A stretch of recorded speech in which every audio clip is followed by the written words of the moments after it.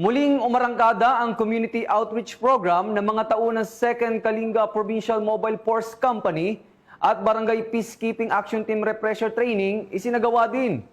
Ang magandang balita ay mula kay Patrolwoman Jesly Sabado.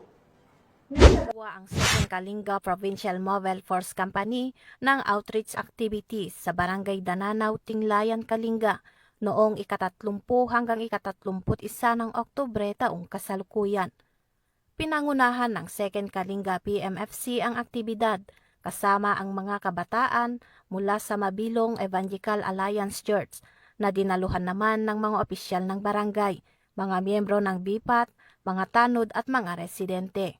Isinagawa sa naturang aktibidad ang Kapwa Ko Sagot Ko program, feeding activity, libreng gupit at BIPAT refresher training na may mga lecture tungkol sa mga tungkulin ng BIPATs, tamang proseso ng pag-aresto, RA 9165 o Comprehensive Dangerous Drugs Act of 2002, RA 10627 o Anti-Bullying Act of 2013 at Anti-Terrorism Law.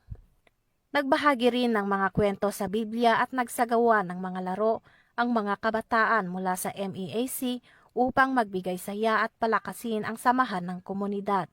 Noong ika-31 ng Oktubre, bumisita rin ang grupo sa Pamilya Chapay, isang pamilyang may kapansanan sa paningin upang mag-abot ng samot-saring grocery items bilang tulong.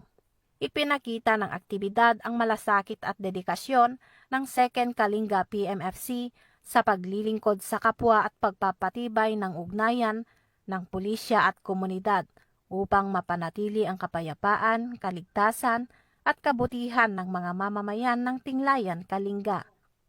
Mula dito sa Baguio City, ako yung PNN correspondent, Patrolwoman Jesly Sabado, alagad ng batas, tagataguyod ng Balitang